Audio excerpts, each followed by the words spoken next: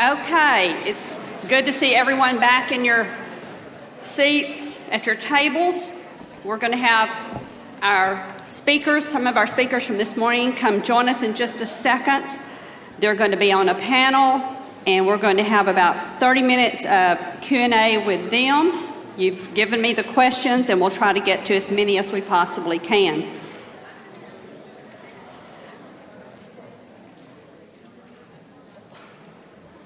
If you have not signed up for the Soul Shop movement program we're going to have here in Tyler in February, the sign-up sheet is outside. It's also very much geared to the faith community. If your ministers are not here today, take that information back to them. The more that we can get this into our faith community and give our spiritual leaders, our pastors, our rabbis, our imam, the tools that they need to help the congregation, the better off we all are. And then we have tools also, and we're going to discuss even more questions about how to access those tools and how to help loved ones during the panel discussion. If my panelists, Eric, Melissa, and Michelle, will make their way up. We have mics in each chair. We'll let them get mic'd up.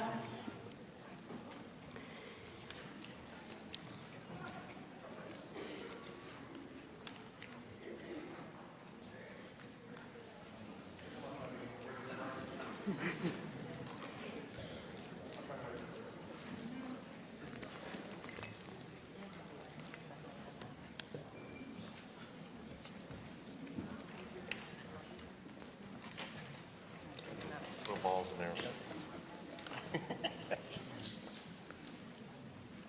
there. Okay, we've got everybody mic'd up, and we're going to discuss the questions you've given us. Some of these are really tough. Some of them are just more informational. Let's start with one of the easy ones. Is the National Suicide Prevention Hotline helpful, and what happens when you call? Does anyone want to answer that one? I can say it real quick. Yes, it's helpful, and it reroutes, wherever you are, it reroutes to a local crisis center in your area, and so they're familiar with their local resources in your area. And I know people who've used it. The only time I've called the hotline is to talk somebody else into getting on the hotline because they're scared or nervous, didn't know how to engage and talk. And the people on the other side of the line, the crisis line workers, are fantastic. They're experienced, and they do a great job of talking to somebody that's in crisis to move them out of that crisis moment and get them into an ambivalence and start thinking about life. So, or at least get them the resources. Okay, good information. So this one really is directed to Michelle. If you ask someone you are concerned about if they are thinking about suicide and they say yes, what should you do next? Listen. I mean, that's kind of a generic response. But if they say yes, okay, first thing you do, don't panic. Second thing you do is be compassionate, be sympathetic, be empathic. Third thing you do is listen, or maybe you listen through that whole thing. One of the questions that I had on the PowerPoint that maybe I didn't say directly is to ask the person how suicide became a part of their thinking or how suicide became a solution to their problems. For people who haven't thought about suicide in the past, sometimes it seems like a highly irrational decision. So something to know when you're dealing with someone who is thinking about suicide is that for them it makes a great deal of sense. And if you can put on those kind of ears as you listen and ask them, like, explain to me in what way this solves your problems, in what way this helps, in what way this is a solution. My experience is that once you ask the question and they have found somebody who's willing to listen, you don't need to do much more talking, that they're pretty quick to speak. Okay, good. To Melissa. My mother committed suicide in 1992. My twin sister took her life 3 months ago. Still raw. I'm okay, and there lies the problem. The guilt.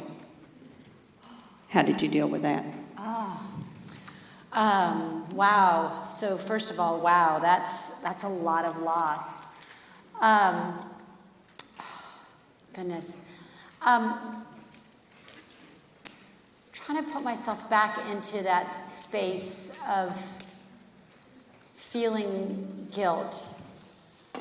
I think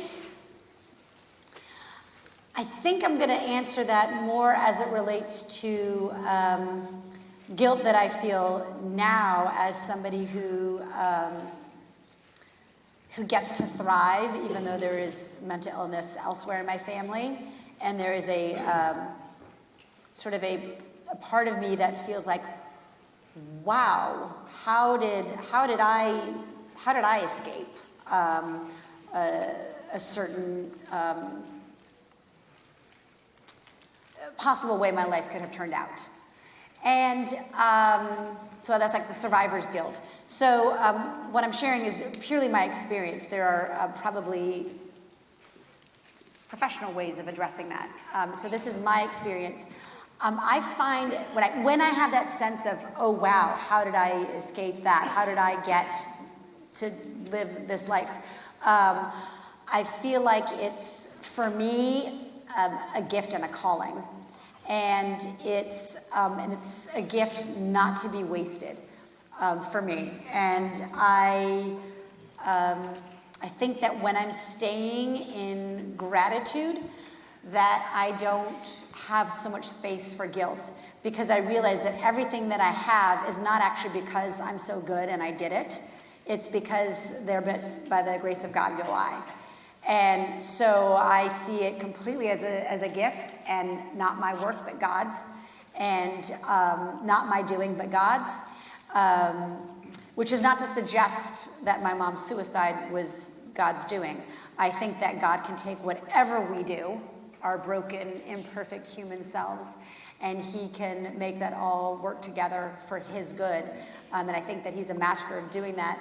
And I think that by focusing on that and God's wonderful habit of taking whatever we do and taking our brokenness and making it work for his good, has reminded me, and it models for me, the need to be forward thinking and to be thinking about the next right thing.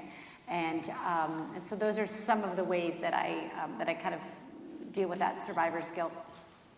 Okay. Yes, and there's one, let me ask this question, and you can tag it on to, I lost my son to suicide. There's the contradiction I hear all the time. Don't try to figure out why.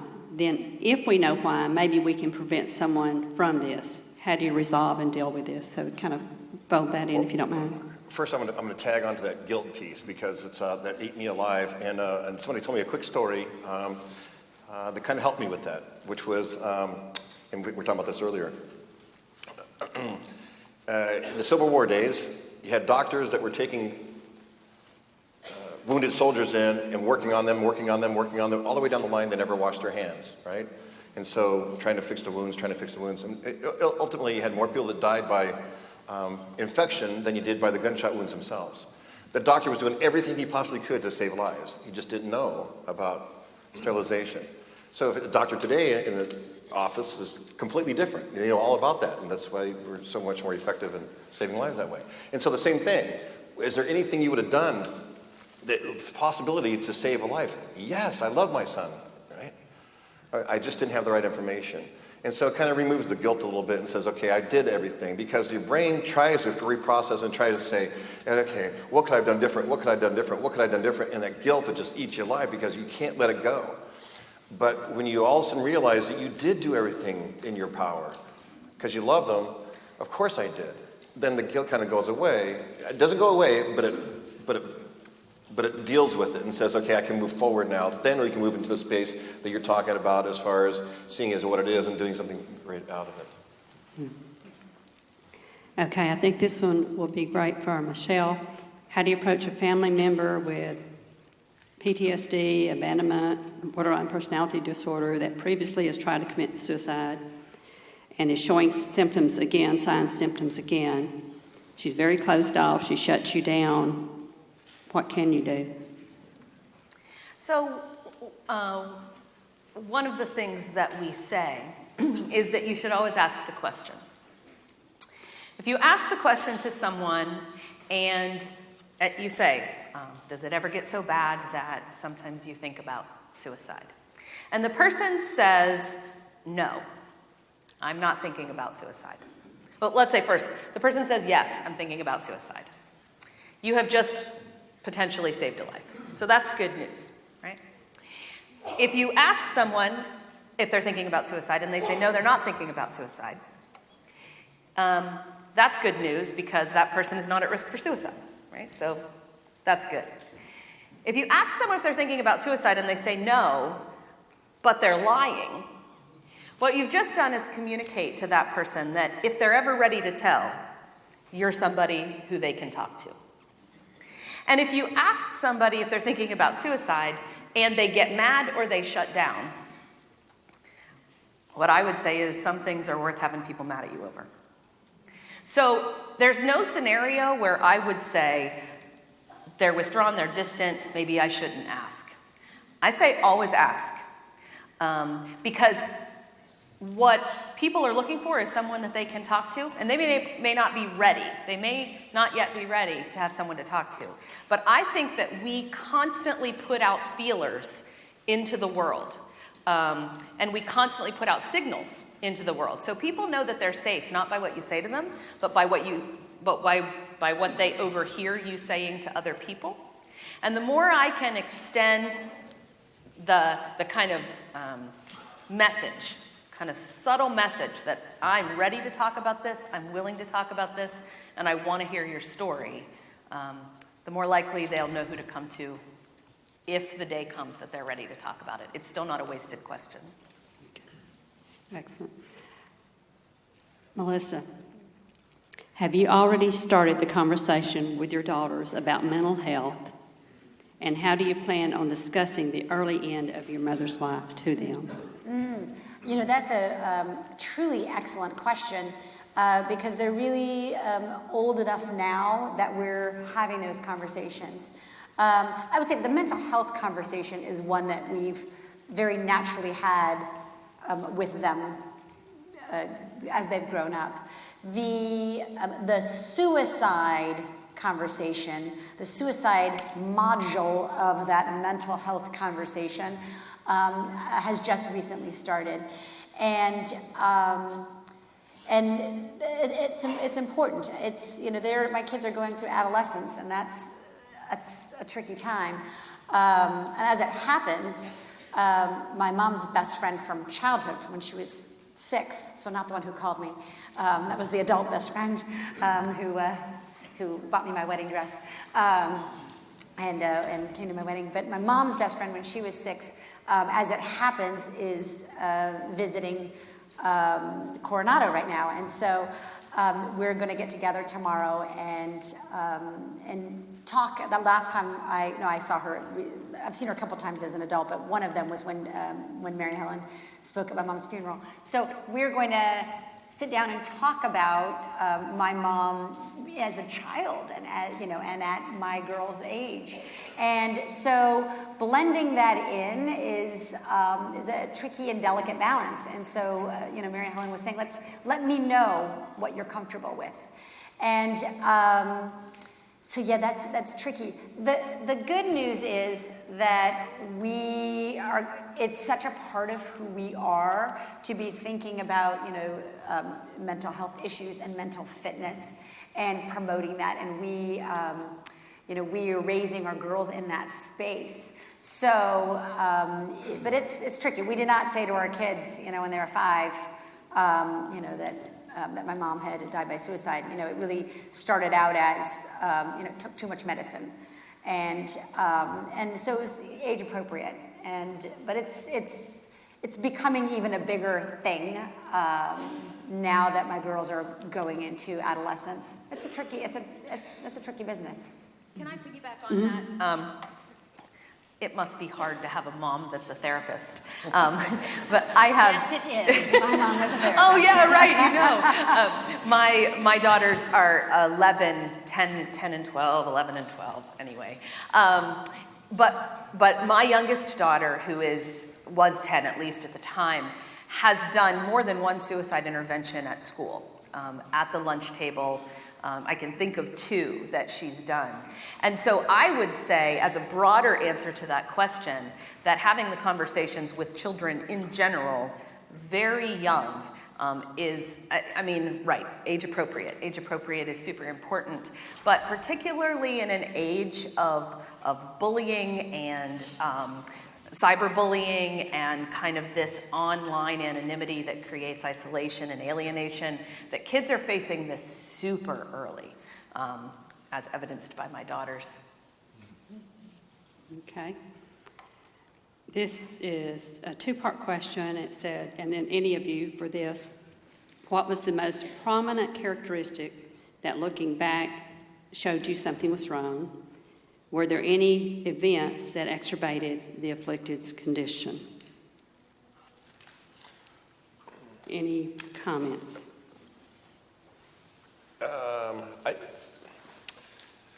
Since you're a therapist, okay. There's kind of a picture that I get when I talk, and the feedback that I get, and the people that I've interacted with, and this goes over time and everything else, is there's a certain sensitivity that people who are sensitive and are good empaths, in other words, feel things, have a tendency to more slide into this category of getting not overwhelmed by all the things, but really locking into in this death thinking that maybe by them not being around, that everybody else will be better off for them. Okay, I don't know if I'm right on with that or not. Okay, but anyways, and so that being the case, okay, that's how I was. I was an art major going into college. I mean, I'm this really tough, get knocked down, I get back up again guy, but on the inside, I'm pretty sensitive and stuff, and so I would take things on. And so for my own case, when things started going south and started going downhill, it was easy for me just to grab everything and just take it with me and just say, you know what, you guys are much better off, I'm taking all this stuff when I jump. And I think the same case was with my son, was the fact that when things weren't going right, he changed his behaviors to the people he was hanging out with. So he quit hanging out with, the really popular kids. He started going around with the kids who weren't so popular and trying to be with them and trying to bring them up. And so this idea of being empathy and sharing and trying to take on the pain of the world is kind of a characteristic that I get when you get some of the suicidal thinking. Anyway. Okay. The next question. Can I just add something to this? Isn't necessarily a sign, but one of the things we were talking about today at lunch was that my mom, she died really after she had become successful. And, here she had put herself through college and put herself through medical school. We had tough times. I mean, no food, money problems, all sorts of trouble, and all this was very, very tough. And yet she worked so hard and then became successful. So we kind of looked around and said, wait a second, well, wouldn't you have done it back when you were in college or in medical school, in the middle of all the yucky? Why are you doing it now that it's, that you're successful? And there seemed to be, from my experience and from talking with other folks, and there are probably, this is again my experience, not necessarily professional opinion, but that there's a little bit of a sense of that if we put our hope into some sort of arrival or some sort of event or some sort of future, and then when we get there, we discover that success actually doesn't fix anything important, that can be very disappointing. And so to arrive and find that, then what do you do? Because now there's nothing out there that you're sort of striving for. So when I look at my mom, sort of the signs, I think part of it was that she became successful and did not find herself fulfilled. And then the other piece of it was, and my mom was a psychiatrist, so I'm saying these are my opinions, but this is also in discussion with her colleagues at the time, is that sometimes if someone's depressed, they're so, they have such apathy that they can't even organize the suicide. And so, sort of contrary to what you think, actually when they sort of seem to be lifting out of it, can be a tricky time.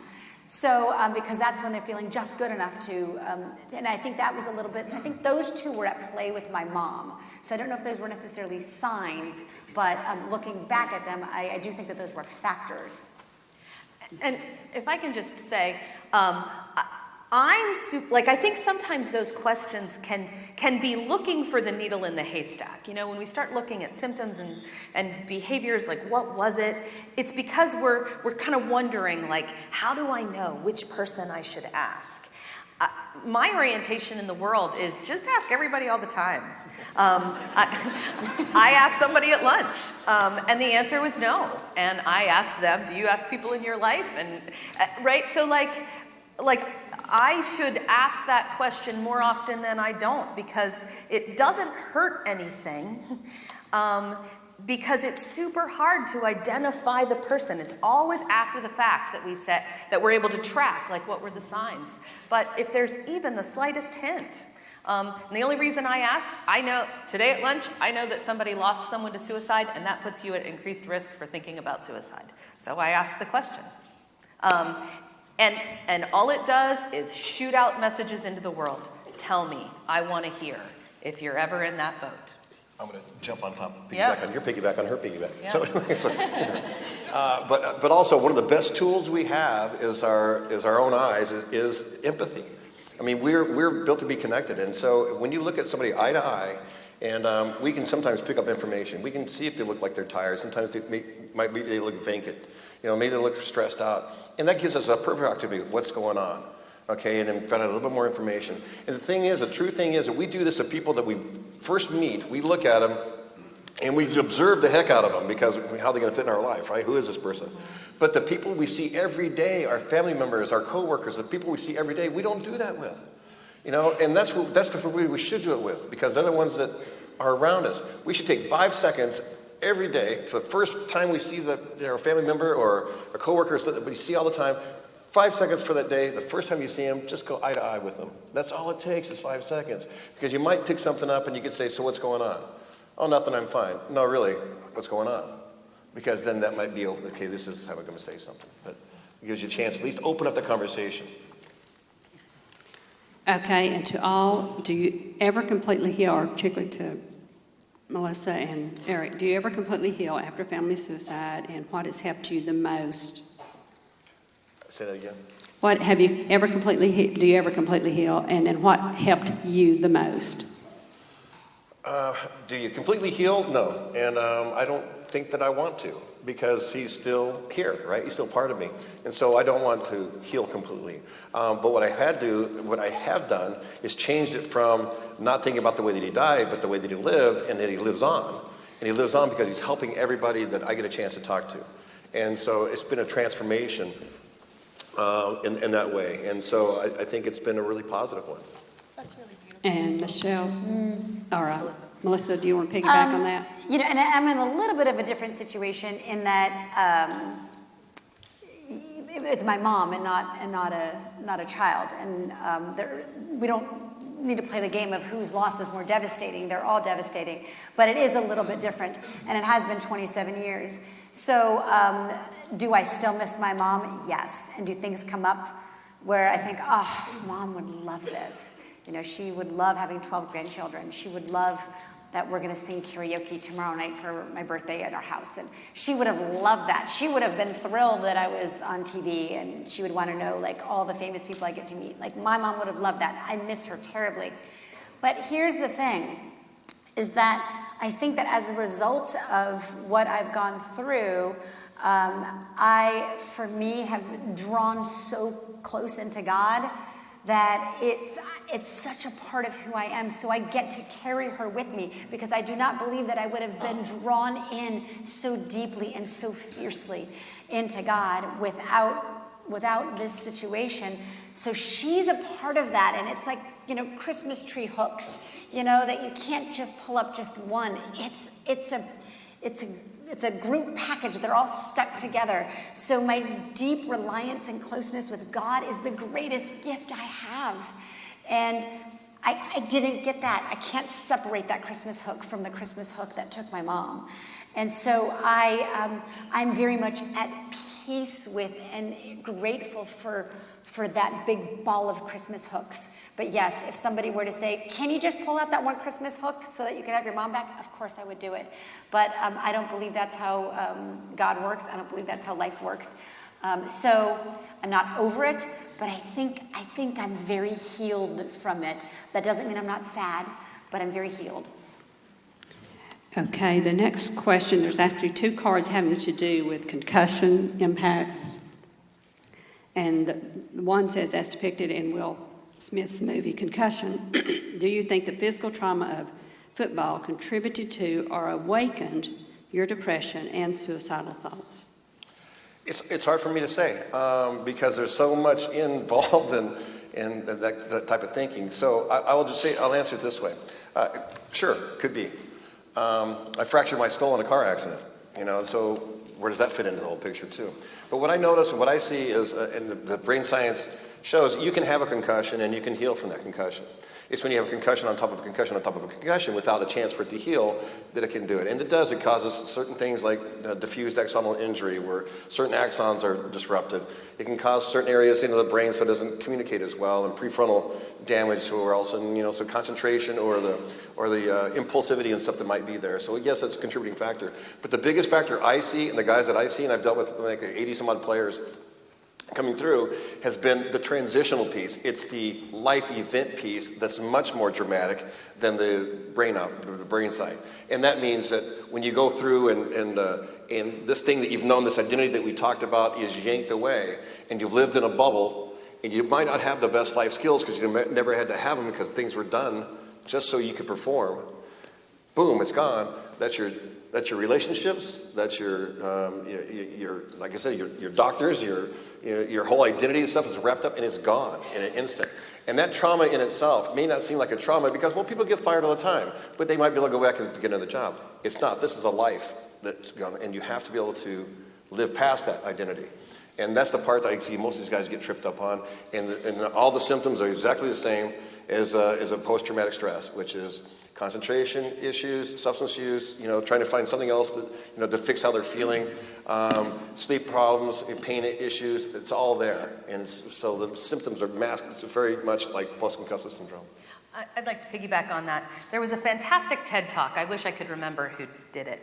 But the person made the case that in the military, suicide rates are quite high in the military. But in the military, there's no distinction, there's no difference in suicide rates between those who have served in combat and those who have not. And so very often we will associate, it must be PTSD, it must be the shock associated with combat, when in reality, it is being in the military at all that puts you at increased risk for suicide. The theory, in this TED Talk anyway, is that what they really have lost is the social connection associated to the band of brotherhood. And so people come home, they have just lived with people who would take a bullet for them, and they come home to a group of people that don't understand them anymore.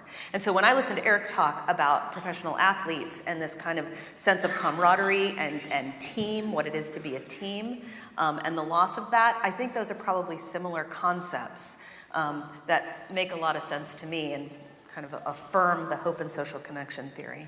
That's why in the After the Impact program, we put veterans together with players, because that's that identity crisis they're going through. But now these two will ask each other questions, because I have no idea what the military's like, so I'm going to ask you, so what's it like? What would you go through?